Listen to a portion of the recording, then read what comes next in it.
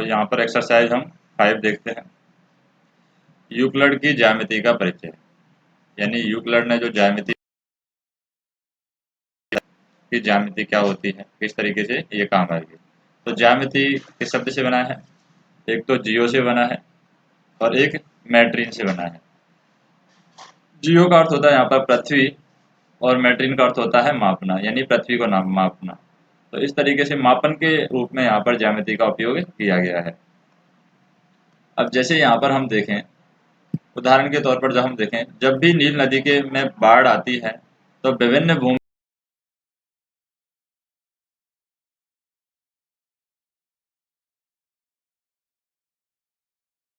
स्वामियों के स्थिति है तो वहां पर खेत होते हैं, इस तरीके से खेत होते हैं यहाँ पर। तो खेतों की जो मेड़ होती है, जिससे लोग खेतों को अपने खेतों को यहाँ पर पहचानते हैं, उन मेड़ों को ये बाढ़ बहा ले जाती है। इस वजह से कि लोगों को पता नहीं चल पाता है कि उनके खेत कौन से हैं। तो उन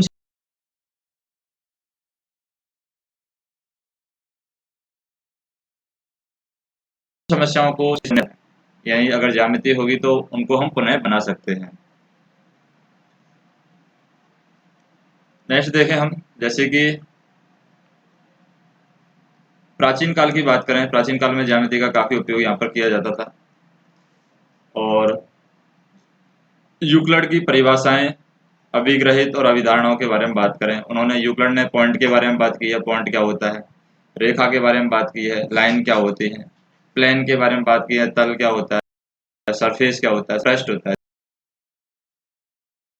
जैसे कोई भी कर लेते हैं, आयत है तो आयत का ये बाहरी हिस्सा है, ये क्या कहलाएगा? पृष्ठ कहलाएगा।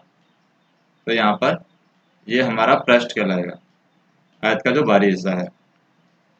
फिर यहाँ पर परिसीमाओं के बारे में बात करें, फिर वक्र, वक्र यहाँ पर दिया जाता है। वक्र किस तरीके से होता है? जैसे कोई लाइन है इस तरीके से मुड़ी होगी तो वक्र हो जाएगा। या फिर जैसे समांतर चतुर्भुज बनाते हैं तो इस तरीके से हम समांतर चतुर्भुज बनाते हैं, जिसकी आमने सामने की भुजा बराबर होती है, लेकिन समांतर चतुर्भुज का क्या है, विकर्ण यहाँ पर अलग अलग होता है। तो इस तरीके से वक्र के बारे में बताया गया। एक हमने रेखा खींची है तो इसके ये सिरे हैं लास्ट वाले, ये क्या कहलाते हैं? पॉइंट। इनको हम क्या कहते हैं? बिंदु कहते हैं। ठोस से बिंदुओं तक के तीनों चरणों पर विचार यहाँ पर करना है हमें। कि जैसे यहाँ पर बात करें, बिंदु क्या होता है? बिंदु जिसका कोई भाग नहीं होता है, जैसे ये बिंदु है, इसका कोई भी भाग नहीं है, हम इसके बारे में कुछ भी परिभाषा नहीं दे सकते। तो ये क्या है? जिसका कोई भाग नहीं होता है वो क्या कहलाता है? बिंदु कहलाता है। रेखा क्या होती है?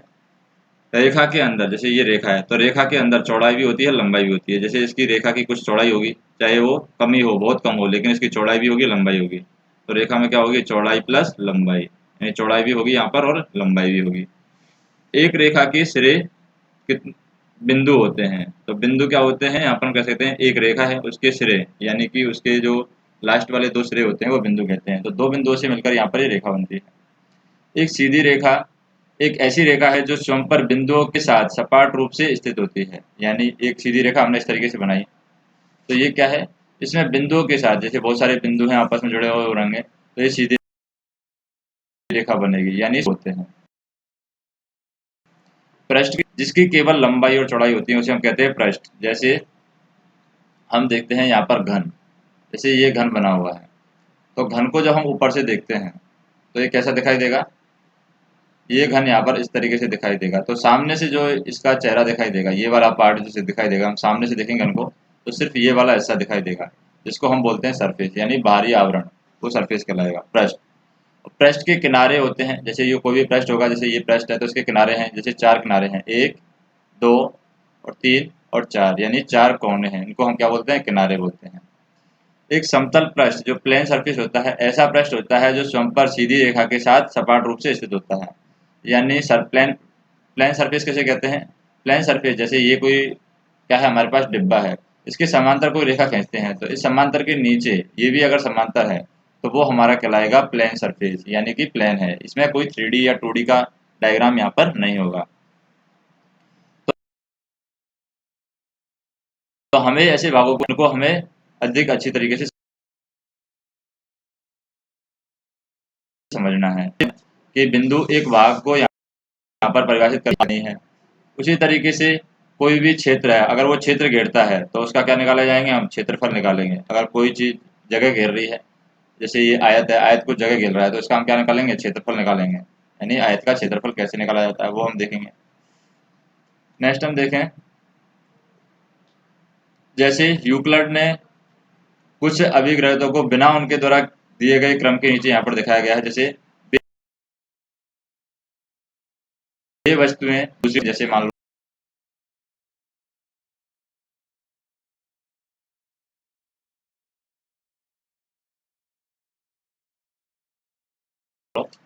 बराबर है, तो जो तीसरी वस्तु होगी वो किसी एक के बराबर होगी। यानी एक के बराबर होगी तो दो के बराबर अपने आप हो जाएगी, और दो के बराबर होगी तो एक के बराबर अपने आप हो जाएगी। तो तीनों वस्तु यहाँ पर क्या होंगी, बराबर होंगी। नेक्स्ट हम देखें, यदि बराबरों को बराबर में जोड़ा जाए तो क्या बन जाएगी, पूर्ण बन जाएगी। जैसे हम ये लेते हैं बराबर, एक हमने क्या ले ली, बड़ी वस्तु ले ली। अब इसमें दो बराबर वस्तुओं को जोड़ा जाए, एक ये वस्तु और क्या बन जाएगी, एक पूर्ण वस्तु बन जाता है। घटाया जाता है तो शेषफल हमें प्राप्त होता है। जैसे कि तो हमारे पास में क्या बचेगा, इसको हम घटा देंगे तो ये वाला पार्ट बचेगा। यानी इसको हम काट के रख देते हैं इधर वाले पार्ट को, तो हमारे पास में ये राइट वाला पार्ट बचेगा। तो एक पार्ट ये होगा, एक पार्ट ये हो गया, तो दूसरा वाला पार्ट बचेगा। इसको हम क्या बोलते हैं, शेषफल बोलते हैं। यानी शेष बराबर होती हैं। संपाति का मतलब क्या है, जैसे 45 डिग्री, दूसरी चीज भी यहाँ पर एंगल दे रखा है 45 डिग्री, लेकिन ये लंबाई यहाँ पर बढ़ा दी है, तो ये क्या कहलाएंगे, एक दूसरे के बराबर यहाँ पर कहलाएंगे। पूर्ण अपने भाग से क्या होता है, बड़ा होता है। जैसे यहाँ पर हम देखें, ये पूर्ण संख्या, ये पूर्ण है पूरा। अब पूर्ण में दो भाग है, एक पहला भाग है, ये दूसरा भाग है, तो ये अपने भाग से क्या है, बड़ा है। तो पूर्ण यहाँ पर अपने भाग से बड़ा होगा। एक ही वस्तुओं के दुगने परस्पर बराबर होते हैं। जैसे ये हमने कोई वस्तु ली है, इसके दो पार्ट कर दिए, तो ये दोगुने कर दिए, एक ही वस्तु के दोगुने परस्पर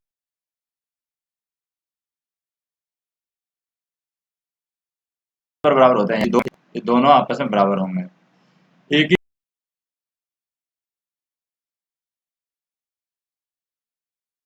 ही वस्तुओं के आधे, तो ये हमारे पास वस्तु है, इसका दुगना बना है।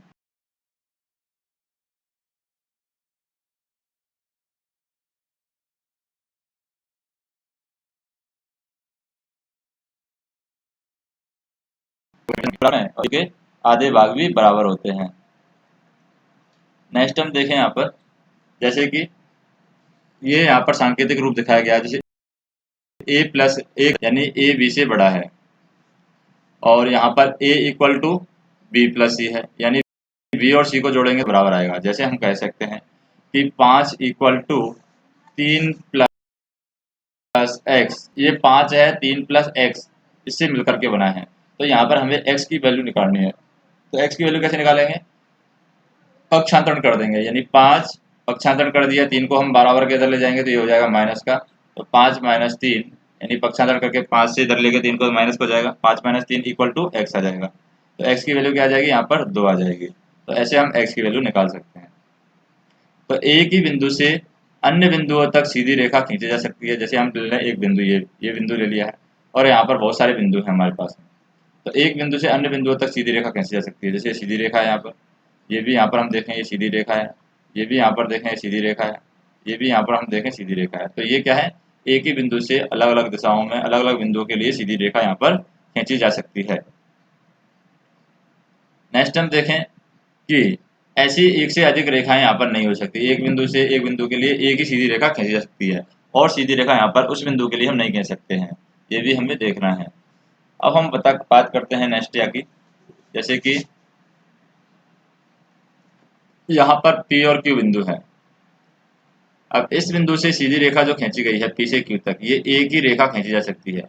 बाकी अगर इस बिंदु से हम रेखा खींचते हैं, जैसे P बिंदु से ये वाली रेखा खींची है, ये यहाँ पर Q पर कहीं भी नहीं मिलेगी। इसी तरीके से ये वाली जो रेखा खींची है, ये भी यहाँ पर Q पर कहीं भी नहीं मिलेगी। इसी तरीके से Q से भी हम रेखा खींचते हैं, यानी इधर वाली रेखा खींची हमने, ये भी यहाँ पर ये वाली रेखा, तो ये भी यहाँ पर कहीं भी नहीं मिलेगी। तो इस तरीके से यहाँ पर रेखा है, खींच करके हम देखते हैं कि ये कोई सीधी रेखा मिल रही है या फिर नहीं मिल रही है। अब बात करते हैं शांत रेखा के बारे में। शांत रेखा को हम क्या करते हैं, अनिश्चित रूप से बढ़ाते हैं। अनिश्चित कैसे बढ़ाया जाएगा शांत रेखा को, जैसे ये हमारे पास में शांत रेखा है, ए से बी तक चाहें तो इसको अनिश्चित रूप तक कहीं तक ही बढ़ा सकते हैं, यानी इधर भी हम अनंत तक बढ़ा सकते हैं इसको, और इधर भी हम अनंत तक बढ़ा सकते हैं। अब जैसे यहाँ पर हम माने किसी को केंद्र मान करके किसी त्रिज्या से एक वृत्त खींचा जा सकता है, जैसे हमने यहाँ पर एक केंद्र माना है और यहाँ पर यहाँ से यहाँ तक की हम ले लेते हैं त्रिज्या। इससे अगर वृत्त बनाना चाहें तो इस तरीके से ये वृत्त बनेगा, यानी कि केंद्र को मान करके चाप बनानी है और चाप से हमें वृत्त बनाना है।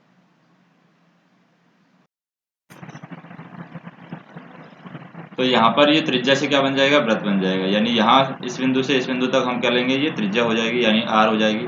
और इस चाप से अगर हम चाप बनाएंगे तो ये क्या बनेगा, हमारा वृत्त बनेगा। तो इस तरीके से एक को किसी बिंदु को केंद्र मान करके किसी त्रिज्या का हम वृत्त बना सकते हैं। दूसरा है सभी समकोण एक दूसरे के बराबर होते हैं। सभी समकोण मतलब हम कह सकते हैं कि ये क्या है, वृत्त है।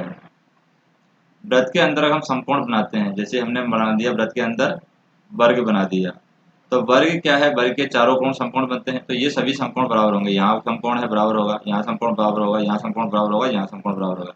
तो चारों कोणों का योग क्या हो जाएगा, एक समकोण का कोण योग होता है 90 डिग्री, यानी 90 डिग्री का एक समकोण होता है। यहाँ पर 4 समकोण बन रहे हैं तो 4 से इसको मल्टीप्लाई कर देंगे तो ये क्या आ जाएगा 360। तो 300 टोटल एंगल हो जाएगा, यानी कि वर्ग के चारों कोणों का योग कितना होगा, 360 होगा। तीसरी हम देखें, यदि एक रेखा, एक सीधी रेखा दो सीधी रेखाओं पर गिरकर अपने एक ही ओर के दो अंतःकोण इस प्रकार बनाए कि इन दोनों कोणों का योग मिलकर के दो समकोणों से कम हो, तो वे दोनों सीधी रेखाएं अनिश्चित रूप से बढ़ाए जाने पर उसी ओर मिलती हैं जिस ओर योग दो समकोणों से कम होता है। जैसे हम बात करें, क्या कहना चाह रहा है कि दो हमारे पास में रेखाएं हैं, समांतर रेखा नहीं है, वैसी रेखाएं नॉर्मल। जैसे एक रेखा ये है हमारे पास में, ए और बी,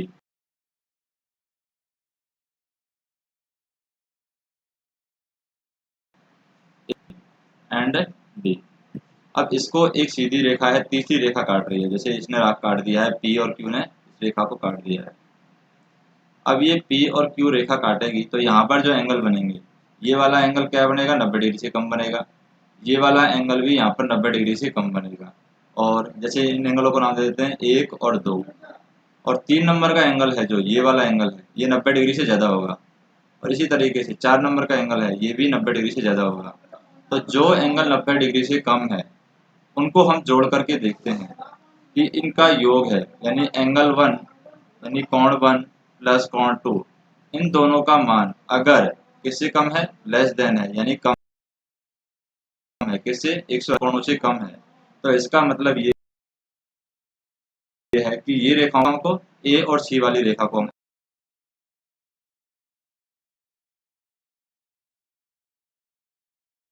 आगे बढ़ाएंगे और वहाँ पर कहीं ना कहीं काटेंगे, अपने आप को प्रतिच्छेद करेंगे। जबकि हम बी और डी को बढ़ाएंगे तो बी और डी आपस में कहीं भी एक दूसरे को नहीं काटेंगे, कितना भी बढ़ा दें हम नहीं काटेंगे। तो ये यहाँ पर बताया गया है कि अगर कोई तीसरी रेखा दो रेखाओं को काटती है और उसके एक तरफ बनने वाले कोणों का योग दो समकोणों से कम है, तो इसका मतलब वो रेखाएं उधर की साइड ही काटेंगी। अब यहाँ पर एक और बात करें कि जैसे यहाँ पर ये अंत कोण जो रखे हैं 1 और 2 का योग है पी क्यू के बाईं ओर स्थित जो भी है, जैसे कि यहाँ पर 1 और 2 का यानी अंदर वाले कोण है, अंदर वाले कोणों को नाम देते हैं, जैसे 5 इसको नाम देते हैं, तो एंगल 5 है, ये कोण 5 है और ये कोण 2 है, अंदर वाला कोण। इन दोनों का योग क्या होगा, इन दोनों का योग है यहाँ पर 180 डिग्री से कम होगा, यानी अंत कोण का मान कितना होगा, 180 डिग्री से कम होगा, यानी कोण 5 प्लस कोण 2, इनका मान भी यहाँ पर 180 कम होगा। अब हम देखें, जैसे ये तो प्रतिच्छेद का हमें पता चल गया कि कहाँ पर रेखाएं प्रतिच्छेद करने वाली हैं। अब यहाँ पर देखें, यूक्लिड अपनी अभिधारणा या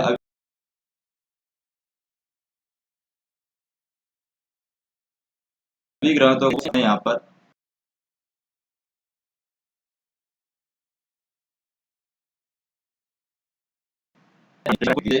क्या बोल सकते हैं,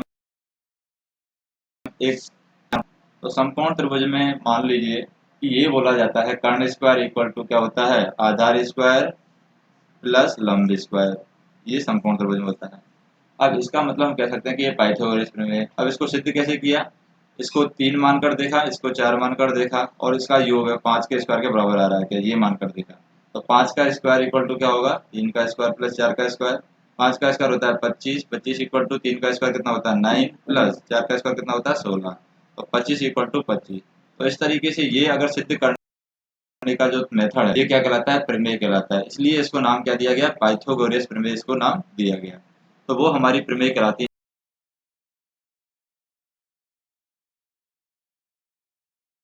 है जो परिणामों प्रमेयों का प्रयोग करके यहाँ पर हमें बताया है।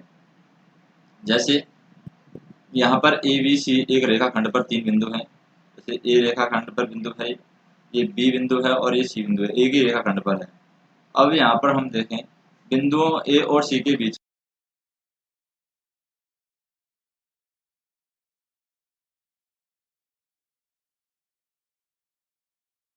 में स्थित है, यानी जो इक्वल टू क्या होना चाहिए, ए सी होना चाहिए। यानी यहाँ ए से बी की वैल्यू है और बी से सी की वैल्यू है, इन दोनों को जोड़ते हैं तो ए से सी की वैल्यू आनी चाहिए। यानी यहाँ से यहाँ तक चले हम, फिर यहाँ से दोबारा से यहाँ तक चले, इन दोनों का योग है यहाँ से यहाँ तक आ जाना चाहिए। ये हमें सिद्ध करना है। अब देखने में तो ये दिख रहा है कि हाँ ये इतना ही है, लेकिन हमें ये सिद्ध करना होगा। तो सिद्ध कैसे करेंगे हम, सिद्ध करने के लिए हम मान लेते हैं कि यहाँ से यहाँ तक हम चले 4 किलोमीटर, यहाँ से यहाँ तक चले हम 3 किलोमीटर, टोटल कितने चल गए 7 किलोमीटर।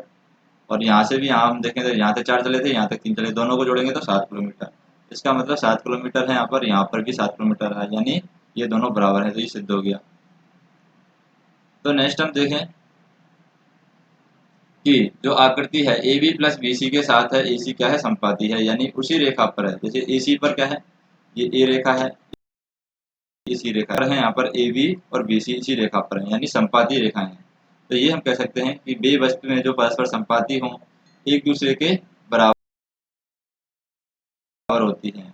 अगर हमें सिद्ध करना है तो ये यूक्लिड की चौथी प्रमेय है कि ये कहती है कि बे वस्तु में जो परस्पर संपाती हों एक दूसरे के बराबर होती हैं। तो A B plus B C equal to, इस हल में यह मान लिया जाता है कि दो बिंदुओं से होकर एक अद्वितीय रेखा खींची जा सकती है। अब जैसे दूसरा उदाहरण की बात करें, ये सिद्ध करना है कि दिए गए रेखाखंड पर एक समबाहु त्रिभुज की रखती है। तो ये रेखाखंड है, इस पर समबाहु त्रिभुज की रचना करने की जा सकती है, ये हमें सिद्ध करना है। तो कैसे रचना सिद्ध करेंगे हम पे समबाहु त्रिभुज की, ए से बी तक हम चाप भरेंगे और इसको ऊपर की साइड काट देंगे, प्रकार की सहायता से उसको ऊपर की साइड काट देंगे। इसी तरीके से बी से चाप भरेंगे, ऊपर की साइड इसको काट देंगे।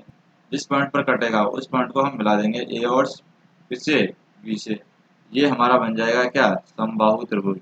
यानी मान लो ए बी की लंबाई 5 है, तो ए बी सी की लंबाई भी 5 होगी और ए सी की लंबाई भी यहाँ पर 5 होगी। तो इस तरीके से समबाहु त्रिभुज बन जाएगा। तो समबाहु त्रिभुज की क्या परिभाषा होती है, ऐसा त्रिभुज जिसकी समान भुजाएं हो, सारी की सारी समान भुजा हो, जैसे 5 सेंटीमीटर 5 सेंटीमीटर 5 सेंटीमीटर, तो वो कहलाएगा समबाहु त्रिभुज। तो इस तरीके से हम त्रिज्या को मान करके रचना हम कर सकते हैं। जैसे अब ए सी, ए बी और ए सी है, ये क्या है, वृत्त की त्रिज्या होंगी। जैसे वृत्त की त्रिज्या कैसे होंगी, जैसे हम मान लो यहाँ पर हमने एक रेखाखंड खींचा था ए और बी। अब ए बी और ए सी कैसे हम लेंगे, ये हम त्रिज्या लेते हैं, यानी यहाँ इस पॉइंट को केंद्र मान करके वृत्त का चाप खींचेंगे हम, तो ये हम वृत्त बनाएंगे इस तरीके से।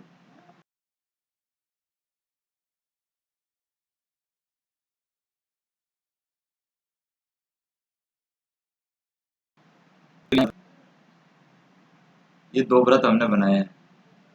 तो यहाँ पर हम कह सकते हैं कि दोनों में ये त्रिज्या है, ये कॉमन है दोनों की, यानी कि ये इसके बराबर होगी। तो इस पॉइंट को मिला लेंगे जहाँ पर ये काट रहा है, और इधर भी यहाँ पर मिला लेंगे, यानी 5-5 सेंटीमीटर की ये रेखाएं होंगी। अगर ये काट लाती हैं, वृत्त की त्रिज्या है इसलिए बराबर है, यानी ए बी इक्वल टू क्या है, बी सी, ए की वृत्त की त्रिज्या है इसलिए ये बराबर होंगी। तो यहाँ पर हम कह सकते हैं कि तीनों बराबर हैं, एक दूसरे के बराबर होंगी, तो हम निष्कर्ष निकाल सकते हैं कि ये बाहु त्रिभुज है। तो यूक्लिड ने बिना कहीं बताए यह मान लिया कि केंद्र ए और बी को लेकर खींचे गए वृत्त परस्पर एक ही बिंदु पर मिलेंगे। उसने यहाँ पर बिना कहीं भी बताए ये मान लिया था कि वो एक ही बिंदु पर मिलते हैं। तो प्रमेय क्या बनती है, यहाँ पर दो भिन्न रेखाओं में से एक से अधिक बिंदु वस्तुनिष्ठ नहीं हो सकते। जैसे ये दो भिन्न रेखाएं हैं, दो भिन्न रेखाएं हमने ले ली, एक रेखा ये ले ली, इससे अधिक बिंदु है ओवेनिस्ट नहीं हो सकते, यानी एक बिंदु है वही खुद ही ओवेनिस्ट होगा। इससे ज़्यादा हम यहाँ पर ओवेनिस्ट बिंदु नहीं कर सकते। जैसे हमें क्या करना है, यहाँ पर एक रेखा पर दो बिंदु हमें डालना है। जैसे कोई भी रेखा ले लें हम, जैसे ये रेखा ले ली, इस पर दो बिंदु डाल दिए हमने, एल और एम, दो रेखाएं हमें दी हुई है, एक तो रेखा दी गई है एल एंड एम, ये दो रेखा दी गई है। अब हमें क्या करना है, दो रेखा दी गई है, हमें यह सिद्ध करना है कि एल और एम में केवल एक बिंदु वनिष्ठ है। जैसे एल में बात करें, एक ही बिंदु वनिष्ठ है यहाँ पर, इसको हम एम रेखा में नहीं अलग अलग यूज कर सकते। यानी यहाँ पर ये बिंदु एल रेखा में अलग से दिया गया है और एम रेखा में यहाँ पर अलग से बिंदु दिया गया है। थोड़े समय के लिए ये मान लेते हैं कि दोनों रेखाएं दो बिंदु पी और क्यू पर यहाँ पर प्रतिच्छेद करती हैं। मान लेते हैं कि कोई दोनों रेखाएं इस तरीके से खींची गई हैं कि ये क्या करती हैं, पी और क्यू बिंदु पर प्रतिच्छेद कर रही हैं, यानी एक ऐसी जगह काट रही हैं जो पी और क्यू पर काट रही हूँ। थोड़े समय के लिए दोनों रेखाओं को दो भिन्न बिंदुओं पर मान लेते हैं कि पी और क्यू पर काट रही है। तो दोनों बिंदु पी और क्यू से होकर जाने वाली के पास दो यहाँ पर रेखाएं होंगी एल और एम, परंतु यह जो कथन है ये इसके विरुद्ध है, क्योंकि दो रेखाएं दो बिंदुओं पर कभी भी नहीं काट सकती। दो रेखाओं को हम इस तरीके से खींचेंगे भी तो ये ज़्यादा से ज़्यादा एक ही बिंदु पर काटेगी, दो बिंदुओं पर ये कभी भी नहीं काट सकती हैं। तो दो रेखाएं कभी भी दो बिंदुओं पर नहीं काटेंगी, इसका मतलब ये कल्पना ही गलत थी। तो हम जिस कल्पना में चले थे, दो रेखाएं दो बिंदु बिंदुओं से होकर जाती हैं, ये असंभव है। दो रेखाएं कभी भी दो भिन्न बिंदुओं से यहाँ पर नहीं जा सकती। तो हम इस निष्कर्ष पर पहुंच सकते हैं कि इसे निकालने पर हम बाध्य हो जाते हैं निष्कर्ष पर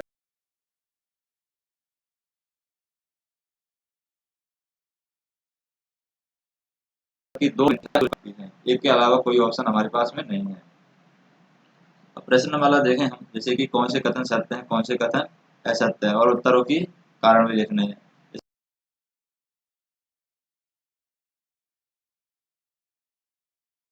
जैसे कि एक बिंदु से, तो एक बिंदु से तो कोई रेखा से एक रेखा, ये यहाँ बिंदु खींची, यहाँ पर रेखा खींची, यहाँ पर रेखा खींची, यहाँ पर रेखा खींची, तो एक बिंदु से एक ही रेखा खींच जा सकती है, ये गलत है। नेक्स्ट हम देखें, दो भिन्न बिंदुओं से होकर जाने वाली असंख्य रेखाएं क्या हो सकती हैं। दो भिन्न बिंदुओं से होकर जाने वाली असंख्य रेखाएं, तो दो भिन्न बिंदुओं से असंख्य रेखाएं नहीं जा सकती, सिर्फ एक ही रेखा यहाँ पर जा सकती है। दो भिन्न बिंदुओं से असंख्य रेखा हम खींचेंगे तो ये दूसरे बिंदु पर जाके नहीं मिलेगी। तो यहाँ पर हम कह सकते हैं कि दो भिन्न बिंदुओं से होकर जाने वाली असंख्य रेखाएं हैं, तो ये भी गलत है, यानी कि ये रॉन्ग होगा, ये भी रॉन्ग होगा पहला। नेक्स्ट हम देखें, एक साथ दोनों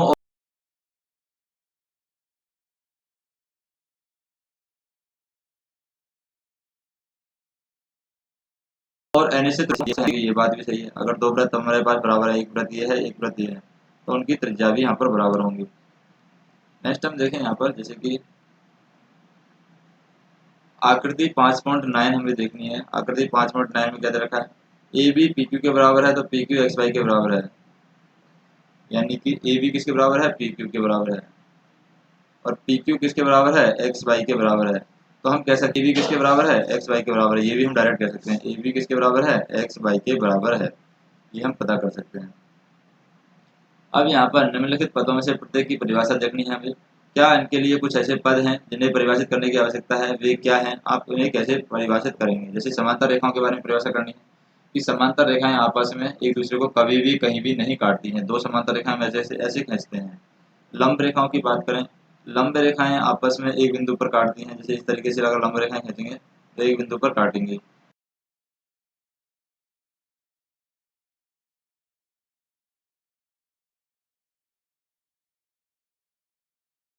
रेखाखंड क्या होता है, वृत्त की त्रिज्या कहलाएगी, यानी ये वाला पॉइंट यहाँ पर त्रिज्या कहलाएगा। वर्ग क्या होता है, जैसे चार भुजाओं से घीबंद आकृति वर्ग कहलाती है, उसमें सभी भुजाएं बराबर भी होती हैं, और एंगल जो बनता है अंदर वो 90 डिग्री का एक समकोण भी बनता है। अब हमें कुछ अवधारणाओं पर विचार करना है। जैसे दो बिंदु ए और बी दिए हुए हैं, और तीसरा बिंदु सी ऐसा विद्यमान है जो ए और बी के बीच में है, तो सी तीसरा बिंदु यहाँ पर ए और बी के बीच में सी रख दिया हमने। तो ये अवधारणा पर विचार कर सकते हैं कि ये अवधारणा यहाँ पर सही है कि ए और बी के बीच में सी बिंदु एक ही रेखा पर स्थित नहीं है।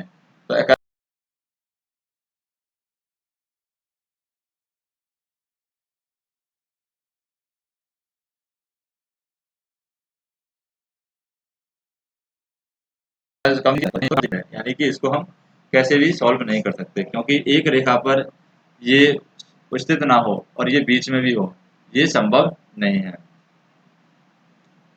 तो क्या ये अवधारणा है दोनों अविरोधी हैं, एक दूसरे के विरोधी हैं? ये तो कह रहा है स्थित होनी चाहिए, पहला स्टेटमेंट तो कह रहा है स्थित होनी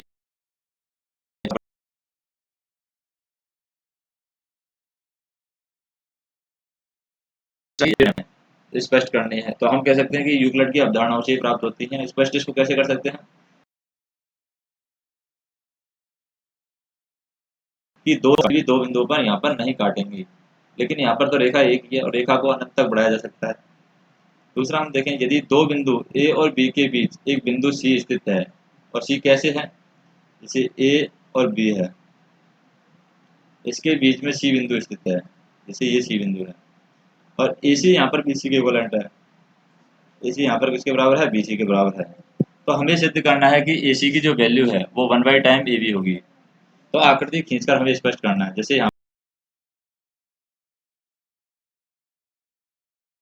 पर हम देखें ए सी एच है, क्या है, 6। तो ए सी की लंबाई 3 होगी, बी सी की लंबाई भी 3 होगी। अब यहाँ पर इसको सिद्ध करते हैं, A C equal to 1/2 time A B. तो A C equal to 1/2 time A B की वैल्यू, ए सी की वैल्यू क्या आ जाएगी, 3 आ जाएगी, और ए सी की वैल्यू यहाँ पर भी 3 आ रही है। तो इसका मतलब ये सत्य कथन है। और यहाँ पर हम देखें, प्रश्न 4 के आता है, सिद्ध कीजिए एक और केवल एक ही मध्य बिंदु हो सकता है। तो ये बात सही है, यहाँ पर किसी भी रेखाखंड का एक और एक केवल एक ही मध्य बिंदु होता है। और ये यहाँ पर जो हमने चौथे क्वेश्चन में सॉल्व किया है, ए सी इक्वल टू 1/2 इंटू सी 6, या ए सी की वैल्यू हाफ आएगी, ए बी सिद्ध कर सकते हैं। अब बात करें हम यहाँ पर, जैसे ए सी इक्वल टू क्या दे रखा है, वी डी।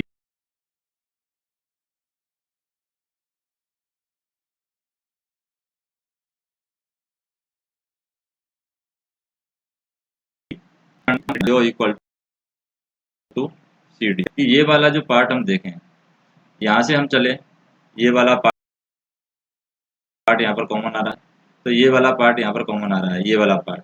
इसका मतलब इसको हम हटा दें, इस पार्ट को, तो ए बी इक्वल टू क्या होगा, सी डी होगा।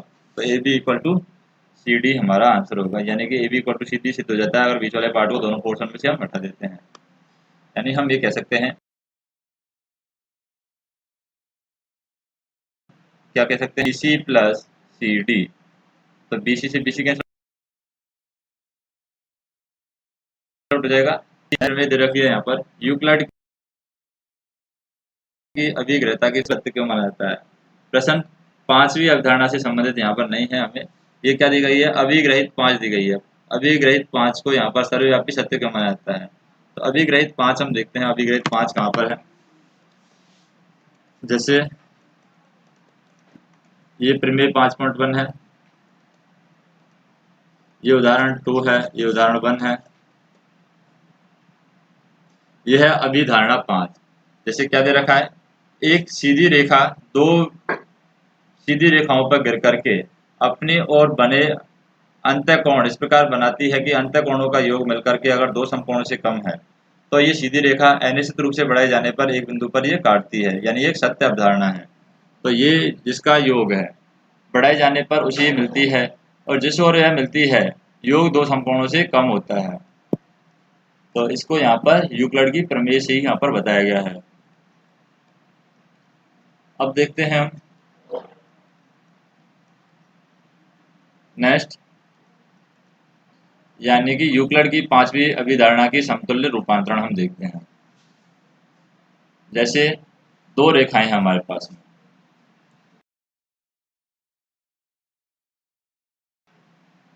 अब इसको हम काटेंगे, मान लो इस तरीके से रेखा खींचते हैं, तो ये आगे जाके कट जाएगी,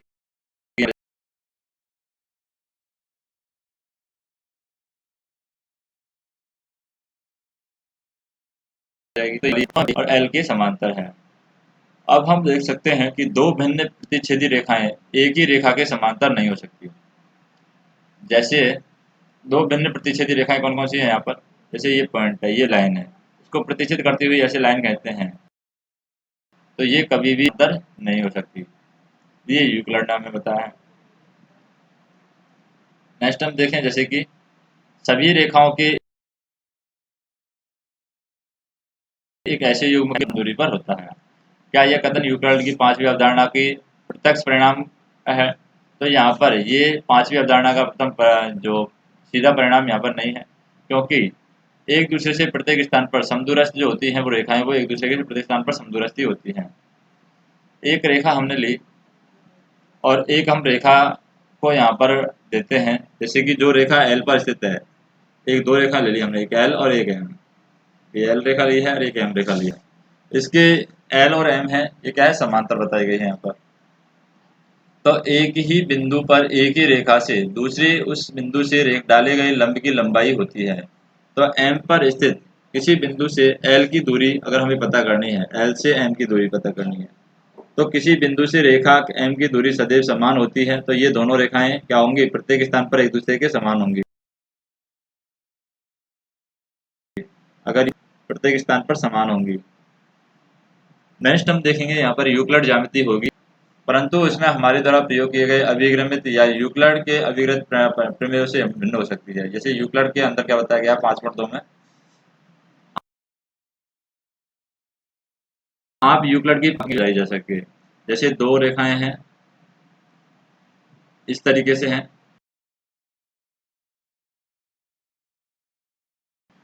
ये अभी कैसे पता चलेगा, एक हम सीधी रेखा कहते हैं, यहाँ पर जो एंगल बन रहे हैं वो अगर 180 डिग्री से कम है तो ये आपस में काटेंगे, 180 डिग्री से कम होगा उसी साइड ये रेखाएं काटती हैं। तो इस तरीके से इसको सुलझा समझा सकते हैं।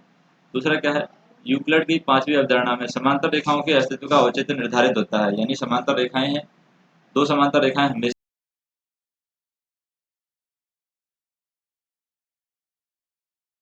उनके बीच होता है। अब इसके सारांश की बात करें, क्या है, यद्यपि यहाँ पर यूक्लिड ने बिंदु रेखा और तल को परिभाषित किया है,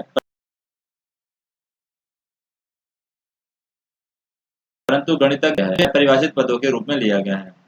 अभिग्रहित या अभिधारणा ऐसी कल्पनाएं होती हैं जो सर्वव्यापी तथ्य हैं, इन्हें हम सिद्ध नहीं कर सकते। जो भी अभिग्रहित या अभिधारणा है उन्हें हम सिद्ध नहीं कर सकते, सर्वव्यापी मानी जाती हैं। प्रमेय की बात करें, प्रमेय वे कथन है या फिर निगमन जाता है। यूक्लिड के कुछ अभिग्रहित क्या है, यदि बराबरों को बराबर में जोड़ा जाए तो पूर्ण बराबर बनेगा, यदि बराबरों को बराबर में घटाया जाए तो शेषफल प्राप्त होगा। वे वस्तुएं जो परस्पर संपाती हैं एक दूसरे के बराबर होती हैं और पूर्ण अपने भाग से बाहर होती हैं। एक ही वस्तु के दुगने परस्पर लगभग होते हैं, एक ही वस्तु के आधे हैं परस्पर बराबर। धारणा की बात करें, 5-6 अवधारणा रखी है। पहली अवधारणा क्या है, एक बिंदु से एक बिंदु तक सीधी रेखा खींची जा सकती है। दूसरी रेखा क्या है, एक साथ बिंदु का अनिश्चित रूप से बढ़ाया जा सकता है। नेक्स्ट हम देखें कि किसी भी केंद्र मान करके किसी भी त्रिज्या से एक वृत्त खींचा जा सकता है। ये केंद्र मान लिया, किसी भी त्रिज्या एक दूसरे के बराबर होते हैं, और यदि एक सीधी रेखा दो सीधी रेखाओं पर गिरकर